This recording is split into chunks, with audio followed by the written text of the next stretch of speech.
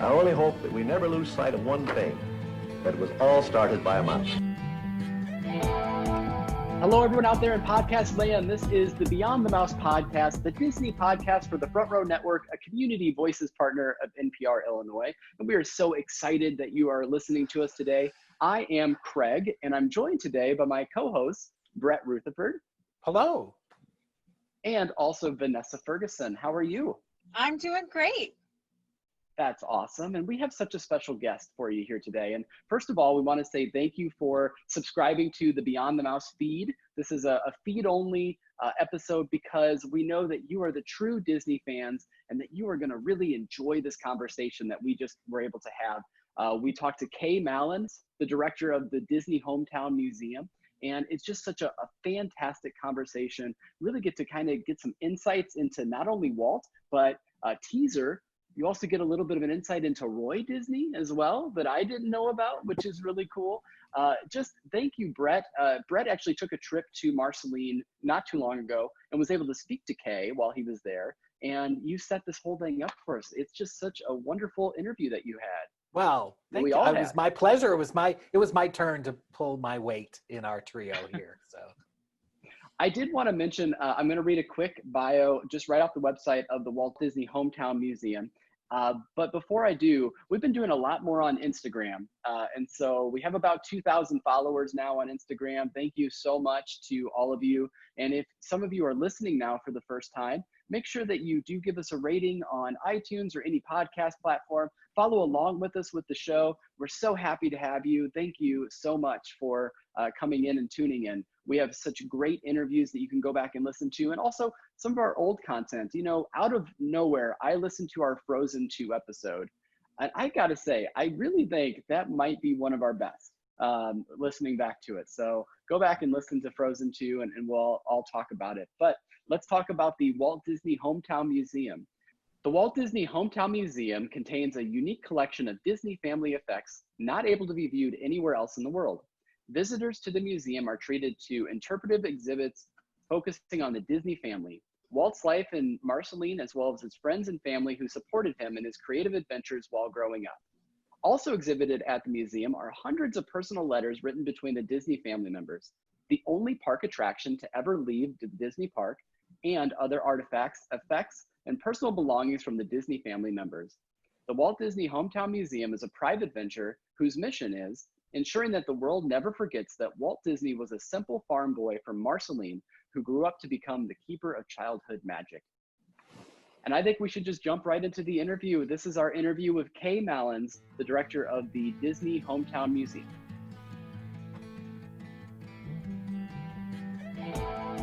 And now we are welcoming to the Beyond the Mouse podcast, Kaye Malins from the Walt Disney Hometown Museum. We are so excited to have you today, Kaye. Thank you for joining us. I'm thrilled to be here. We love sharing our stories with all of our extended Disney family out there. Absolutely. And us Disney fans, there is probably no better place to go than Marceline. So we are excited to talk about the museum and all of Marceline with you. But I just wanted to ask the first question. Can you tell us about the Hometown Museum and how long it's been open? I can.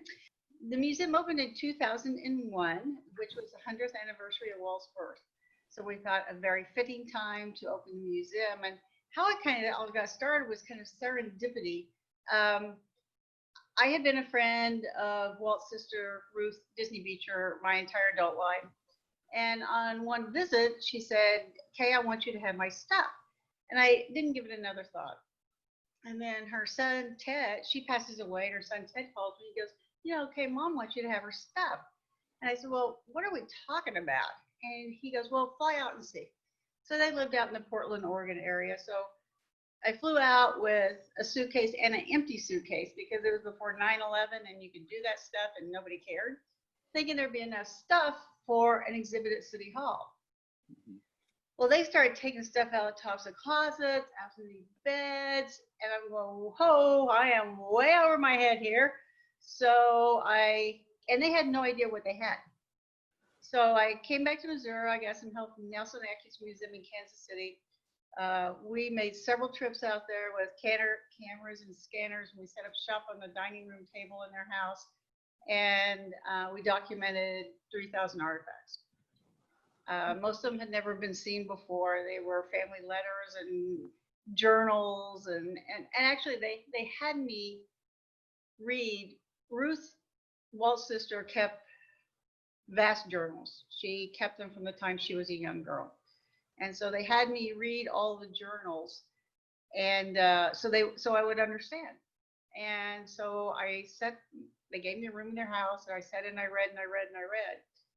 And Ruth was trusting us to tell the story here. And so that's what we did. So that's how we got the things for the museum. And then at the same time, our railroad station, and Marceline was founded by the Santa Fe Railroad, so this station was very, very important to us, was going to be torn down. And we had 4 very wonderful people step forward and say, we can't let that happen. So after years of negotiations, we were able to purchase it. And we thought, well, what better place to have the museum than in this building that Walt loved. So it all just kind of happened at the same time. So it was very serendipity. That's wonderful. And it seems like something like that coming into a smaller town like Marceline, I mean, that's probably completely changed the look and feel of the town, right? In this about 20-year period since the railroad and also the museum and everything that came along with that. Had you had Disney visitors prior to 2001? Did people kind of put it on the map that way? Or was this kind of a shot across the bow to say, hey, Disney fans, come and visit us in Marceline, Missouri? Well, it was interesting because the true Disney people had been seeking us out for years and years and years and years. And we had lots of people come here to do research for books. And so somebody would show up in Marceline, and of course there was nothing here except the town. And they would go to City Hall, and the City Hall would call me, and then I would go down and I would talk to these people, and we would walk around town. And so then we got a little more organized because there were more people coming to town. So we started out with a group of adults that were retired. And so we did a little training, and then the City Hall had like 10 people they could call if somebody came to town to show them all the locations and tell them the story. And then we evolved into Disney ambassadors and tour guides, which were elementary and high school students that auditioned to be tour guides in town. And they did a great job. Of course, that was just for group tours coming into Marceline, because we had a lot of groups that wanted to come to Marceline. So it has evolved kind of into what it is today. And you know, it's really interesting because you know, there's not many towns that if somebody's walking around with mouse ears on, nobody gives it a second look. And it's been that way for a long time in Marceline, you know, because we would see people here with big cameras hanging around their necks, and they go, tourists, you know, they're here to see what's going on. So, but it gave the people here insight into going, hey, this is important. You know, people are coming from all over the world to see this little town that was so important to Walt. So yeah, so it's been a real education for us all. That's great. Brett, I think you had a follow-up question to that. Well, let's see. Okay, well, how about a little bit more about you, Kaye? How did you come to be a part of the Walt Disney Hometown Museum? You told us a little bit of this, but what's a little bit more of your story? Well, my story kind of starts when I was 8 years old, and that was 1956. Now you all know how old I am. And there's going to be a train coming in a minute. And Brett, you were here, so you know we have 70 trains a day. So I'm just going to tell you it's going to be here in a minute. Just wait a minute. Well, it's enough. Authentic, yes. Yeah, well, it is because, you know, Walt learned his love for the railroad here in Marceline, which is a whole nother story, which I'll be happy to share with you later. But yeah, it's going to get real loud here. That's great. I mean, I'm sure you maybe don't think it's great. Yeah. Actually, I don't even have to open my shade. I can tell you pretty much what's on that train. Wow. Because we know if it's a different sound if it's hauling like steel, or it's a different sound if it's hauling just empty cargo, or it's really funny that you can. Wow. Yeah. It is cool. Huh. I started when I was 8 years old. Of course, I was a Disney fan before that. But at 8 years old, I had the opportunity that Walt and Roy Disney and Lillian and Edna were guests in my home here in Marceline, the house I grew up. And in 1956, they had come back to Marceline to dedicate the Walt Disney swimming pool and park. And it was interesting because in 56, not many people had air conditioning. And my parents had just built a new house. And my dad was on the city council. And so one night at a city council meeting, they said to my dad, hey, the Disneys are coming over the 4th of July. And so it's going to be hotter than heck. And so how about the Disney stay with you because you have air conditioning? Well, my favorite part of this whole story is that my mother was horrified when my father came home with the great news that the Disneys were going to be staying in our house and everything. And he was so excited. And my mother goes, what? Our furniture? They spent all their money on this new house and the furniture was all hand-me-down. And it was the Disneys that were coming to stay with us. And so she said, I can't do it. I'd be too embarrassed. I couldn't do it. So her friends all said, oh, you have to have them because you have the air conditioning and we want them to be cool. And so they said, don't worry about it. We'll move your junk out. We'll move our better stuff in. And that's what they did. So our house looked really good for 3 days. Aww. They would have been happy with whatever, but you know. And after we got to know them, they wouldn't have cared. I mean, they wouldn't have cared absolutely at all. They were lovely people. So it was on that visit that I first met Walt Disney. And I probably was the few people that can say that Walt and Lillian Disney stayed in their room. So because I said to Walt, what room are you going to sleep in? And he goes, well, what room should I sleep in? I said, well, the pink one. And so they actually stayed in my room. Oh, wow. Very cool. That's very cool. If George Washington slept here, Walt Disney slept here. That's even better. You're kidding. Gosh. So it was just, So it started when I was 8. Wow. Your business card. You have a very special business card. Yeah. Can you tell us a little bit more about your card and the story behind it? Well, my card is on that visit in 1956 when I came to dedicate the swimming pool and park. Walt and Roy kind of asked me to, they were judging a beauty contest, which is what we did back then. Mm-hmm.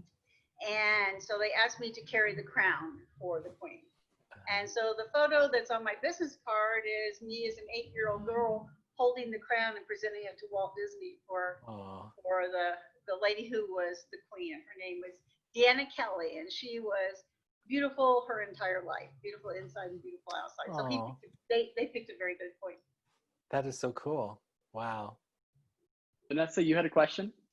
Yes. Well, for those of us that haven't been to the museum, we have to ask, are there any of your favorite items in the museum? Do you have favorites, or are there any really popular items that Disney fans just go gaga for? Well, it's interesting because we are really more about the man than the mouse. You know, we have some things about the company, and we do have one whole section that is what collectors collect, which we've just had for a couple of years, because for years we had people going, I have this amazing thing. It's in my basement. Nobody ever sees it. Would you exhibit it? And so for years we said no, because it didn't fit our story. And they thought, well, shoot, we can have a temporary exhibit. So one of the things that people go gaga over is in the What Collectors Collect gallery. Well, there's a couple of things in there. We have one of the 75 Mickeys that was created for Mickey's 75th birthday. The ones that were designed to tour the United States. And the one and luckily a patron purchased this for us, and it's all aboard Mickey, and we're in a railroad station. And it was done by Ollie Johnston, which makes it. Oh, wow. That's great. Wow. Yeah, so that makes it really, really special to us. Some of my favorite things in the museum, of course, are the things that we got from the Disney family. There's a very fiery letter that Elias wrote. And he saved this piece of foolscap paper. It's all torn around the edges and stuff. And he wrote a business plan on it. And the business plan kind of goes with how the paper is torn, kind of goes with it. And when there's a line in there, and I can just see Elias writing this because he was this very slight little man. And he goes, "No chicken-hearted people need apply." Yeah, and I go, Ooh. "Whoa, Elias, this is firing for you." So that's one of my favorite things. We also have the Mickey dolls that Walt and Roy presented to their parents on their 50th wedding anniversary. Oh, I love those. I love those. And of course, kids, when they're going to the museum, children, they go, "That's not Mickey," because it looks how Mickey looked in 1938, which isn't how Mickey looks now. So those are a couple of things that I really, really like. And then there's a letter from Roy to his nephew Ted, who was Ruth's son, Teddy. And so in it, because Teddy had gotten a movie projector from his uncles for Christmas that year, from Walt and Roy. And so he had asked if he could have some Disney films to show on his projector. And so Roy, being very businesslike, said, "We will lease you these, and you will have to pay the company, a royalty for using them."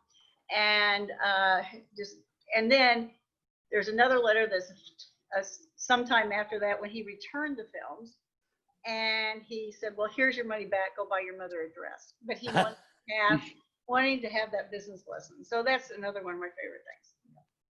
Oh, That's very great. cool. That's great. We all know that Walt really had such a special connection to Marceline, and that we're going to talk maybe even about Main Street USA and the parks and all of that. But can you speak to a bit more about that connection that Walt had, and then also maybe your own personal experience of growing up in Marceline and what it's like? I think anybody that visits here really does get the feeling, and all of us that are small town people probably feel the same about their hometown, that there's just something special about growing up where you know everybody and where everybody knows you. And there's just something really special about that. And I think at the time that Walt lived in Marceline, he was at that age that his view of the world was probably being pretty well formed at that time of what he wanted to do. And we all have the memories of our childhood first. I mean, I remember the first of my life. And you think for Walt, that those all happened in Marceline.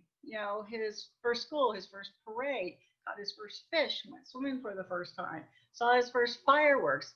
So all of those things, were kind of compressed into those few years that he was in Marceline. His memories were so vivid. When they were back here in 1956, I was 8, but I got to tag along because they were staying with us.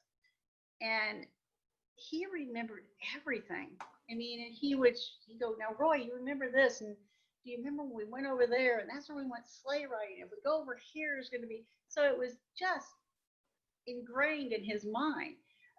Actually, his daughter Diane told me once, and until she was an adult, she thought he'd spent his entire childhood here because Marceline was all he ever talked about. And I think it also was a sense of community. And I feel like maybe that's the model he had for his company, because he wanted it to be a family. And he wanted everybody to help each other.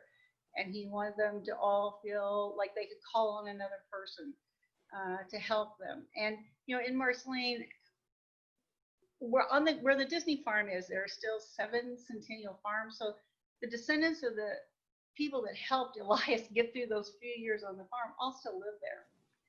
And Walt experienced his first harvest here, which he talked about often. And that's when all the neighbors came together and the threshing machine came in. They go from farm to farm to farm, and the wives and daughters would all put a huge lunch out for everyone. And I think he saw how well that worked and how people can really care about and really take care of each other. And that all came from his time in Marceline. Yeah. I mean, Chicago and Kansas City are great, but it sounds like Marceline is quite the special place, right? Yeah, it was fun because on the 56th visit, Walt actually brought people to record the whole visit and photograph the whole visit. He brought them from the studio, and so there's just great audio of Walt talking about, and he goes, well, he says, Marceline's where my heart is, but he says, everything was up to date in Kansas City. So, but probably for that time of his life that he was there, that's exactly where he needed to be, because there were opportunities there that he wouldn't have had here. Wow, that's amazing. Well, you told us a little bit about Ruth Disney Beecher, but can you tell us even just a little bit more? Ruth was a very private person. She never told anyone she was a Disney. Not that she wasn't proud. I mean, that woman kept that's why we have a museum, is because she kept every shred of every article, every letter, anything. And the Disney family were really, really close. I mean, they wrote each other all the time. And thank heavens there were letters back then. I don't know what we're going to do now, because it's like delete, but they had all these handwritten letters back and forth, which just is a lovely, lovely thing to read. She was a working woman. She worked her whole life. She always had a job. She was very, very bright. She was tiny. I'm not very tall, but her wedding ring would fit on my little finger. She was a tiny, tiny little lady. She was an artist in her own right. We actually have some photos in the museum. She would take a real photograph of her friends and design a dress around it. And then she would actually make the dress for her friend. She was a concert pianist. I don't know how she did that with her tiny little hands. In her house, she had a music room which had probably 4 pianos in it and all kinds of other instruments. She also was very, as I said, private, but she was also very philanthropic. She made sure schools in Portland, Oregon all had concert-grade pianists, and nobody knew where they came from. She was just a lovely, lovely, lovely woman, and I'm thrilled that I got to know her. Oh, I bet. Sounds So good. The other thing, when I was at the museum, this Friday is Disneyland's 65th anniversary. Yay! I know. We're going to have like this virtual sort of celebration. I know. But it was so amazing watching the video of the opening of Disneyland from 1955 on Ruth Disney's actual television set. Yeah. That was amazing. That was so funny because when I was out to get all the artifacts, there was a receipt. And like I told you, Ruth never threw anything away. There was a receipt for a television set about the time Disneyland opened. So I said to her son, I said, Ted, can you tell me the story behind this? And he goes, yeah. He said, my mom didn't like crowds. And so Uncle Walt sent us money for a new television set to watch the opening of Disneyland on. I go, oh my gosh, someday I'll be able to tell about the opening of Disneyland with this receipt. With the receipt. He goes, you want the TV? I go, what? Wow. Yeah, had it out in his shed. And actually, I mean, it still had you guys are too young, but they had giant tubes in them, and they were heavy as all get out. It was a good TV that she bought, Yeah, so Ted goes, I think it'll work if we plug it in. So we did. We took it in the house, and of course it was just like, but the thing came on. It really, really did. But yeah, so we showed the opening of Disneyland on the TV that Walt paid for. Well, besides That's really cool. Besides just all of us that love the parks, that 50s primetime dine-in, it'd be like a TV straight out of there. Yes. Right? There you go. Yeah, it was a lot bigger. That was an expensive TV. It was it? Because it had the doors that shut. I mean, it was in a big case. And it was a big piece of furniture. Yeah. Well, besides what you currently have on display there, are there any items that you switch out from time to time? Yeah, we have a lot of things that we switch out. So there's always something new. We've made the commitment that there'll be something new every year. We have a lot of Disney stories that we are anxious to share that we haven't shared yet. There's a lot of things to share. Well, keep a reason to come back year after year after year. That's right. Yeah. That's why we change things. That's good. Yeah, and there was something else I was going to tell you about in the letters, and this is because we have. Actually, when they opened the Family Museum in San Francisco, we lent them some of our letters. because we had this huge, lovely grouping of letters. But in it, there was a letter from Ruth to, from Flora to Ruth. And she's talking about having met her new nephew to be, who was her brother's daughter's going to marry. And she says, he's funny, just like Roy. And I thought, funny, just like Roy. So that was the first time that I'd heard that, because we always think Roy being the businessman. Mm-hmm. And when I started thinking back, actually my encounters with Roy, he was funny. And he was really always the one that kind of took care of us when we were at the studio or anything. So it was, Roy really had an amazing sense of humor. But it wasn't until I read that I really started thinking about that. Yeah, Roy was a funny one. Not Walt. Roy was a funny one. Wow, that's great. Yeah. That's wild. That's a great insight. Vanessa, did you have a question?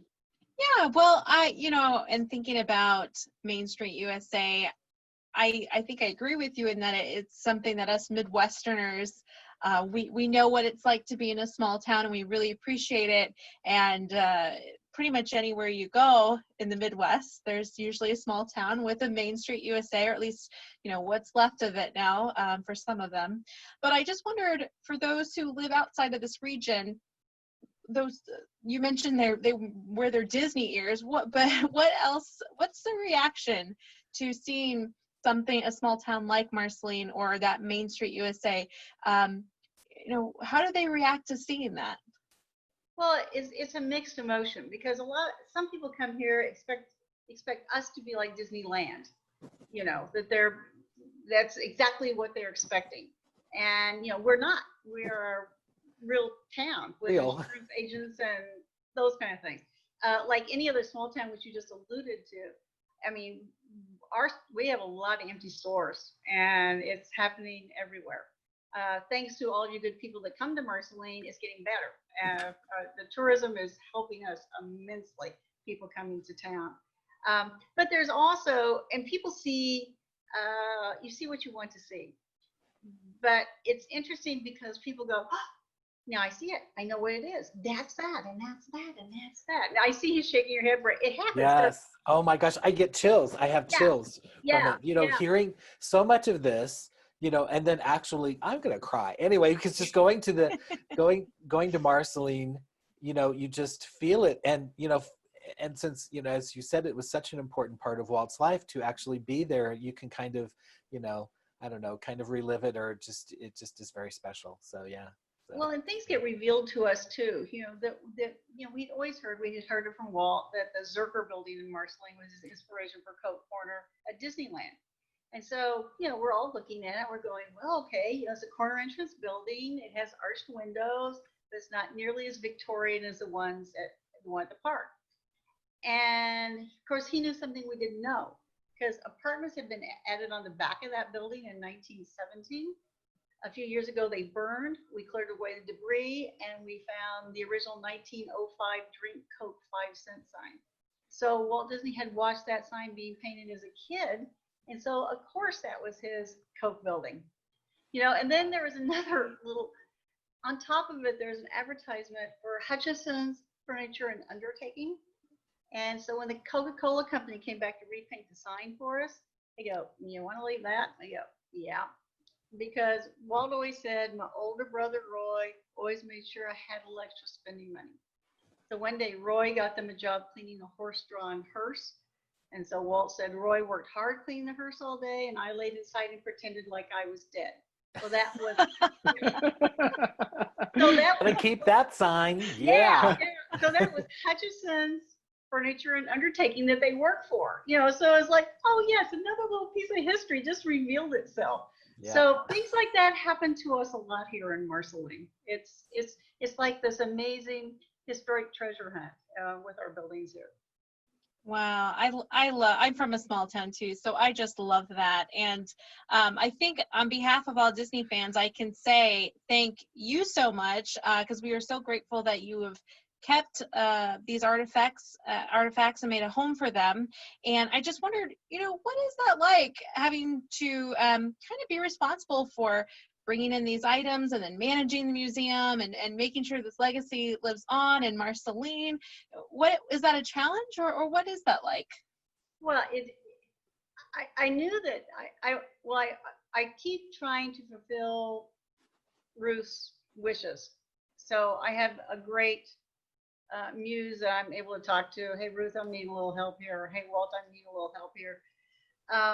It did hit me. I mean, after we'd archived all these things, they wanted me to stay with the collection and to get it back to Missouri. So of course we had to take out tons of insurance, and they wanted me to truck it back, and that's fine, but I'm not an engine, flat tire kind of gal.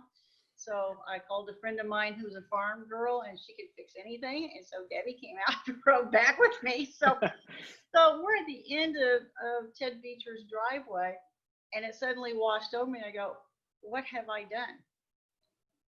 I promised them that we would have this museum, and there's no money. There's an unfinished building, and what have I done? So, we opened in 2001 during a 3-day birthday celebration. I don't know if you guys remember that. I shared before that, we had people seeking us out. So we wanted to see if people would really come. So we had planned this celebration, 3-day celebration. We planned it for 3 years to be September 21, 22, 23, 2001. And our goal was to have 50,000 people in Marceline for 3 days, over 3 days. 9/11 happened. And we almost canceled. But we had people contacting us from all over saying, don't you let them stop you. Don't you let them stop you. So we went ahead and had the celebration. We ended up with 35,000 people over those 3 days. But one of the most telling things about that and that's when we really knew people wanted to be here, is we had the largest convergence of Disney authors and historians ever. Here comes another train. I love it. It's kind of like the spirit of Walt just I know. come in like, woo, woo. Woo woo, coming through. I'm giving a tour, and I go, cue the train because I can hear it coming. And they go, wow, you were so good. And I go, Wow. my chances are pretty good. There's 70 of them a day. But as I started saying, we were having this celebration, and we did it because people said, no, you've got to have it. And we had the 35,000 people. We had the largest convergence of Disney authors and historians ever were coming. They were coming on their own nickel because we don't have any money. We still don't have any money, but they were coming on their own nickel. The ones that were coming from Europe, their flights got canceled. So they flew to Canada. We faxed the program to the border so they could get in, and they drove here from Canada. That's how important it was for people to be here to celebrate that man. I'm going to cry too. I know. I'm like going. I've got chills. Yeah, in the What town, a connection. the town that Walt loved. Mm-hmm. So that let us know that, yeah, this is an important part of Disney history. I mean, we all felt it, but then we knew that this is important Disney history, and we've got to do this. So we opened the museum for those 3 days. And then we were thinking, we took everything out. And we thought, okay, millions of dollars will come in, and we will be able to do whatever we want to do. Well, the millions of dollars did not come in. They still haven't come in. But we started again hearing from the public, and they go, we like it just the way it was. And we opened pretty rough. And we go, okay. And they go, put stuff back in it. We go, okay.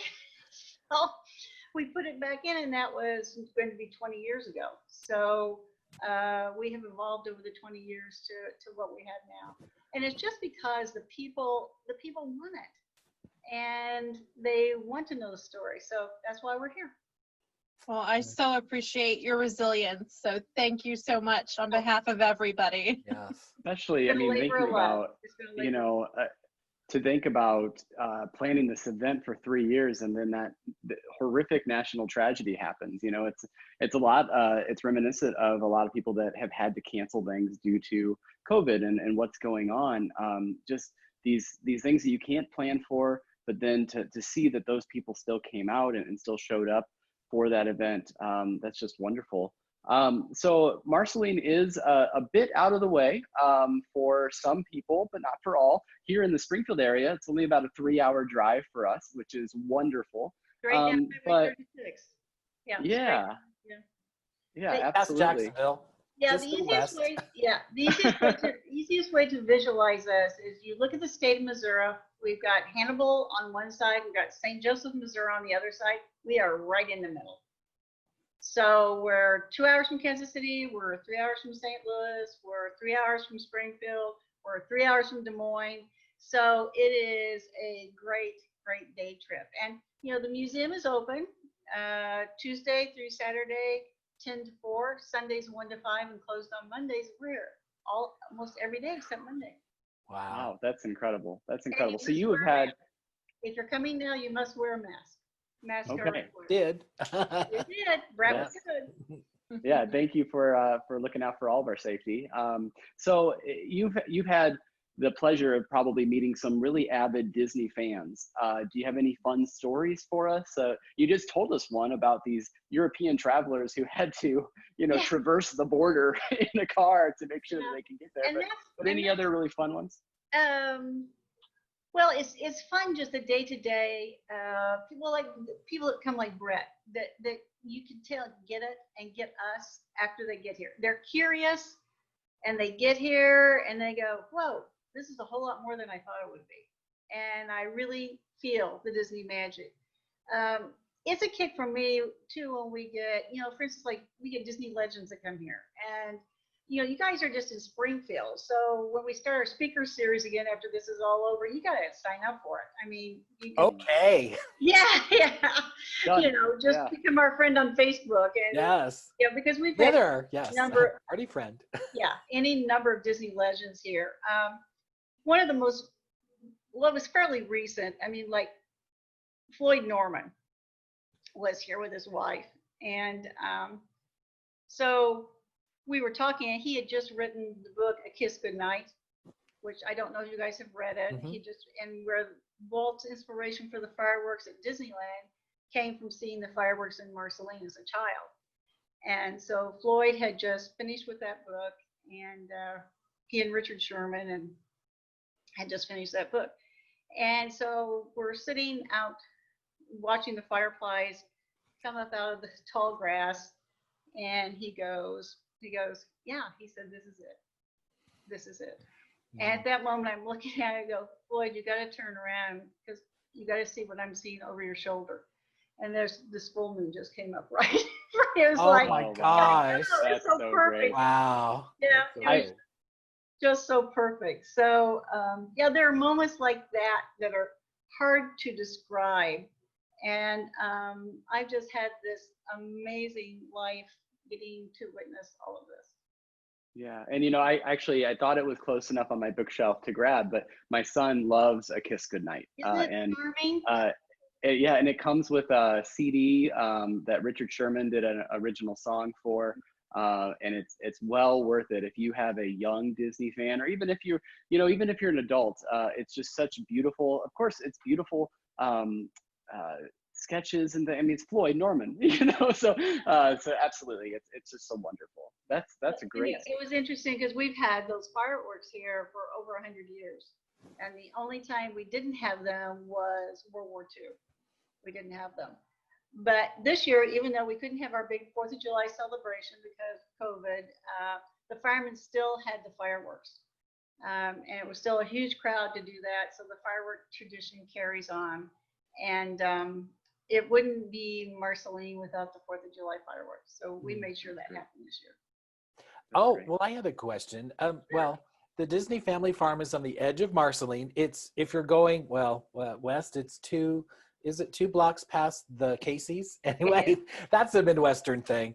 Yeah, But anyway, can you tell us about the farm, the Dreaming Tree and Son of Dreaming Tree? I can. And when you come to the museum, we also give you a map of where all the Disney sites are. Yes. Mhm. So don't forget to get one of those when you're leaving the museum. The Disney farm is on the very edge of Marceline. It was considered way out in the country when the Disneys lived there. Um, it is the original 40 acres of the farm that we have still there. And actually, I live there. So, Oh, wow. yeah.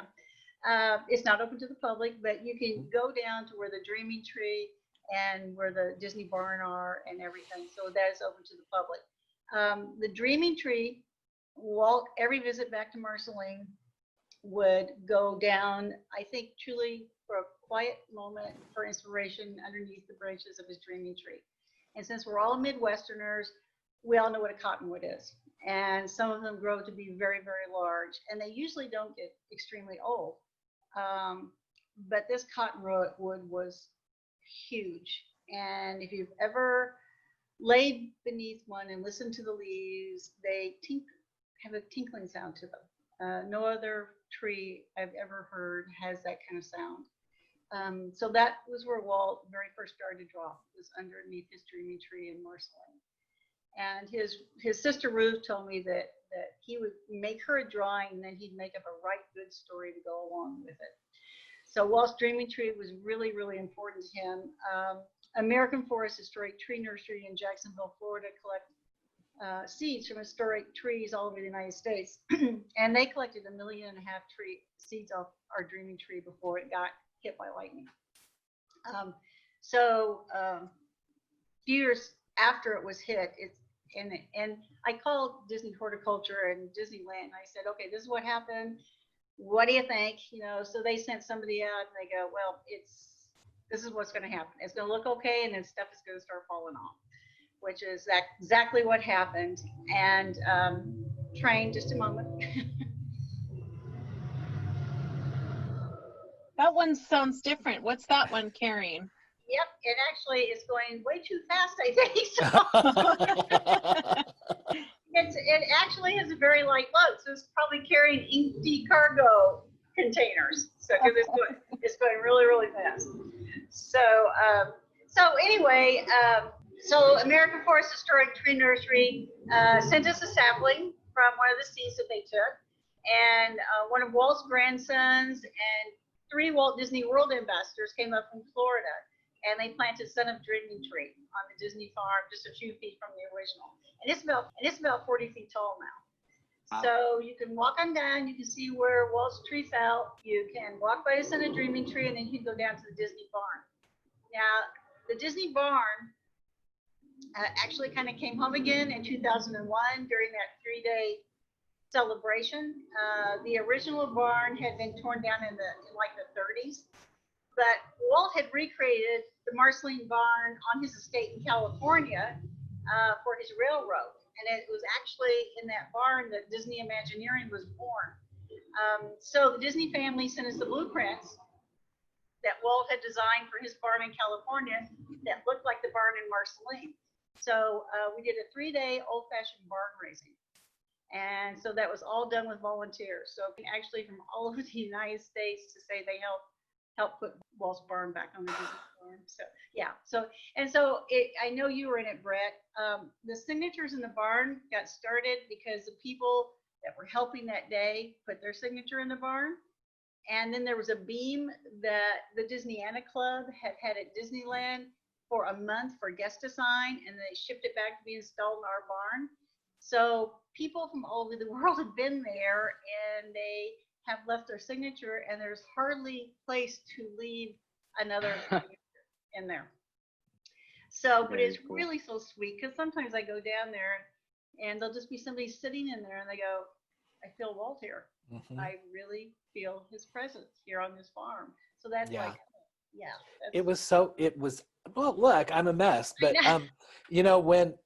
when I just got out and I saw the signs that had the verbiage, and I was kind of doing a Facebook Live, so I was kind of, talking through that, reading through that. And when we got to, Son of Dreaming Tree, and you were mentioning, his grandson and the ambassadors from Disney World, I mean, my voice, I couldn't talk anymore. There was a catch in my voice because it was so emotional. That whole experience of being there. Can you imagine living there? But anyway, I'm just going home. But actually what I said there was, it's just a farm, but it felt, I was just telling myself it was just a farm, so don't go completely crazy, but it just felt so special, this amazing connection. And when I was reading the sign by Son of Dreaming Tree, that said that there was water from the waters or rivers of America, I'm just like going, I was losing it. It was so special. So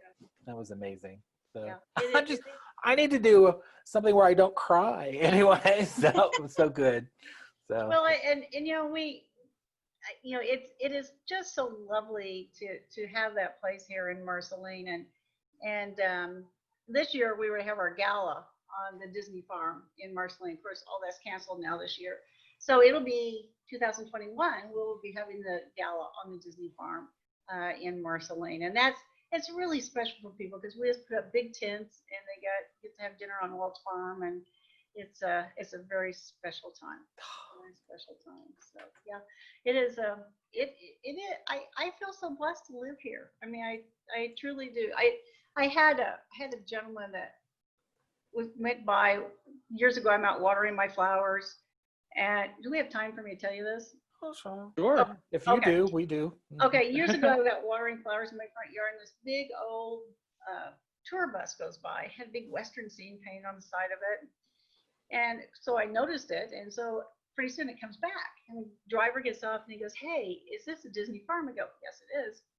And the guy goes, "Boss, it is a Disney farm." So this guy gets off, and he's very engaging. And so we're talking. We walk down to the barn. We walk down to the tree, all of that. And we walk back up. And he goes, "I'm going to write you a song." And I go, "Okay." He goes, "I'm going to write you." Well, come to find out, he's a country western songwriters Hall of Fame. He wrote "I Was Country When Country Wasn't Cool" and "Smoky Mountain Rain." But he was so inspired. But he looked at me and he goes, "I'm writing you this song because you're the only person I know that's exactly where they're supposed to be." And Wow. I know. I thought, well, how nice. How nice. Yeah. And I feel it too. I feel it too. But for somebody to acknowledge that and to see that, it made me feel real special. Absolutely. He did. He wrote 3 songs. He came back to me. So he wrote 3 songs about the Dreaming Tree. Wow, that's so cool. Vanessa, you had a quote from Walt that we wanted to share. Yeah, so Walt Disney said, "To tell the truth, more things of importance happened to me in Marceline than have happened since or are likely to in the future." And I think we as Midwesterners know what that means, but for those who are not, what do you think were his reasons for saying that? Well, you have to think when he did that, when he said that, Mickey Mouse was probably at the height of his popularity, his early popularity. Walt was on this skyrocketing ride to the top. He was the golden boy of Hollywood, and for him to say that, I think it's because, again, which we discussed before, I think Marceline made Walt Disney who Walt Disney was.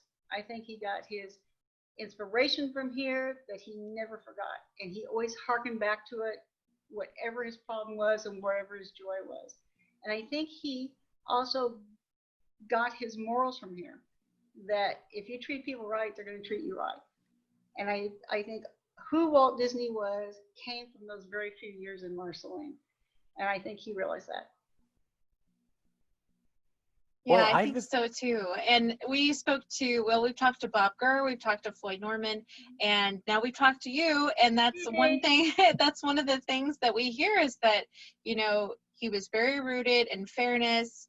He was firm and fair. And, it's just really great to hear that your idol is really a really good person. Yeah, It's just, and anytime, I was very fortunate because, like, when we go to California, he and Roy would take us to the park. So my first experiences were in Disneyland with Walt and Roy Disney. But he would bend over and he would pick up trash, and he would talk to whoever that person was, that cast member on that attraction. Just, well, how are you doing? Well, is it too hot today? I mean, he really did care. He really did care, and no job was too small for him.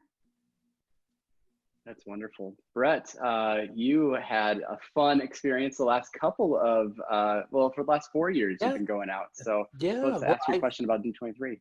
I visited the Walt Disney Hometown Museum booth and signed one of the benches. I didn't know that there were so many of them, but I signed one of them. I didn't find my name yet, but anyway. But that was at the 2019 Expo. What have your D23 Expo experiences been like? It's interesting because they have evolved. We have been at every one of them since they started. And the first year we went, we had a little 10 by 10 booth, and we didn't know what we were doing. And actually, they didn't know what they were doing either. That first year, it was like we're all learning this together. We're all learning this together. But we had fun, and we met a lot of people, and all we vendors, kind of were together, and it made it fun that you got to talk to people that shared common Disney interest and had new interest in things. So it has evolved for us since then. Now we have a very large space, and they put us in a really good location all the time because they think that our story is important, for people to know. And it makes us feel good because people come back to see us. They say, "Okay, I found you." So it makes it really, and they share their personal stories with us too. Because there was like this one couple, and she was pregnant years ago, when they were here. So now they're bringing their child to come by and see us, and so we kind of have a sequence of photos, of this part of our extended Disney family. So it is just magical for us, and luckily for us, we've got to speak on the Disney Archives page a couple of times, which is wonderful to be able to share our story with, rabid Disney fans from all over the United States. So yeah, it's a really good thing for us. Plus, we have so much fun. I mean, That's good. really not like work. We're exhausted, I'm sure. Well, you said you didn't have to sleep on the floor like some of us do to get to all of the really good things, but I'd do it again. So. Yeah, that floor sleeping probably wouldn't be good. Talk to 70,000 people. No. It's funny. I specifically became a gold member of D23 a couple of years ago because there was an event happening in Marceline, and I thought, I can't necessarily get out to the expo right now. I can't go to a lot of the events that they have on the lot, but this is 3 hours for me. I can go to this, and it just didn't end up working out. But it's so cool that D23 involves you in that way, and I think that they had planned on maybe even doing another one this year, and of course that might have been changed due to COVID and all that. But yeah, they were supposed to come in May, and then they canceled that one. They postponed it, and then they were supposed to come in September, and now that one's been canceled for this year.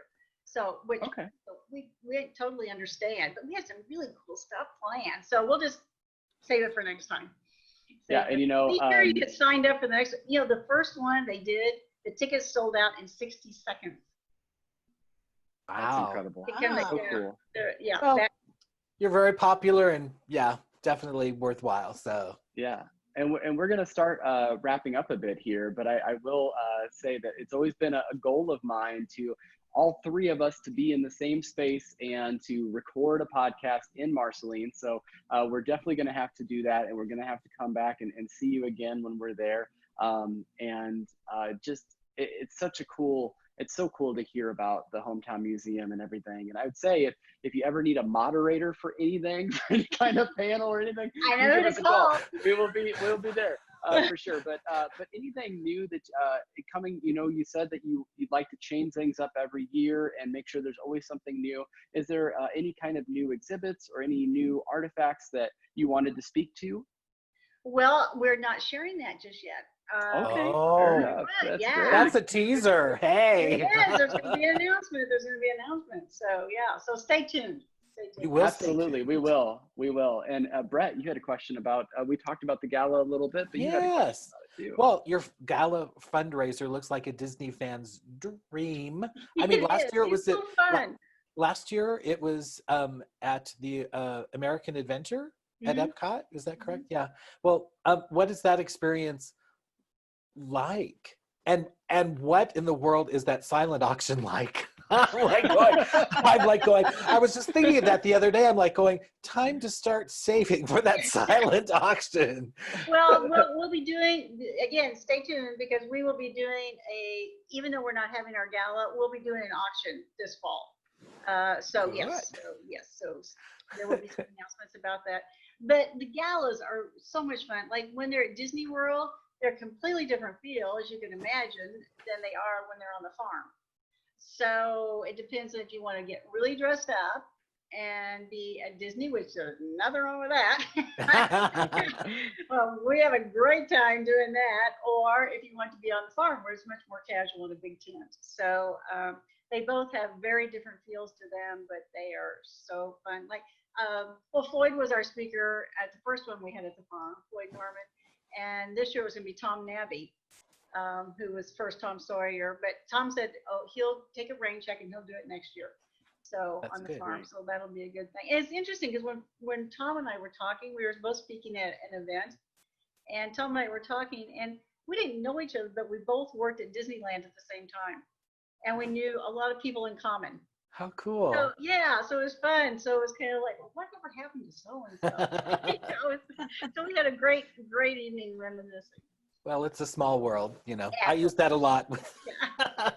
Well, I was just gonna say that I've got my Marceline Museum here, water bottle that Brett was very kind to bring this back to me. So I know that people can come visit you and support the museum in that way, and they can take home little tchotchkes like this that we love. But what are some other ways that we can fund you, support you, make sure that this goes on forever and ever, because it absolutely should? Thank you. Well, you can become a member. Donations of any kind are appreciated. We are 501c3, so everything is tax deductible. So you can help in that way. You can become a member. You can buy a brick. We are in a 1913 Santa Fe railroad station, which the exterior is covered by bricks on the ground, which have been there since 1913, but we will be happy to reposition one of those bricks and put your brick in. So you can have your brick around the museum. So there's several ways that you can do it. And of course, our auction will be again this fall. So yes, those are the ways. And thank you for asking. And we can find all those things on your Facebook page and on your website. We can. We're getting a new website that should be up in a couple of weeks, which will be much wonderful. much easier to navigate. Well, we can't thank you enough for being on the show. And you mentioned earlier, you said maybe we can talk about railroads. And I think what we need to do is to say a to be continued on this conversation, so we can just have more and more stories. We would love to have you on again. Oh yeah, but this was fun. I had a really good time. So just anytime, just give me a call and we can talk about Marceline and railroading, and we can talk a little bit more about things in Marceline and experiences that Walt had here. And so we'll just talk again soon. Yeah, that's great. Thank you so much. What a wonderful conversation that was. Just so nice. I am so, if Kaye, if you're listening back, just thank you. We really enjoyed the stories that you had. Can't believe that Walt Disney slept in your room. That's incredible. But Brett, you were actually able to go to Marceline recently. So talk to us about your experience, not only on the podcast here, but also your experience in Marceline. Well, I mean, that it was just so close to us here in central Illinois and so many Midwestern areas. I mean, it was just, it's just 3 hours away. Okay. And then you go there and it's where Walt was. And it's kind of like, for those that go to Disneyland, well, Walt was here. It's kind of that same thing, only this is where everything started.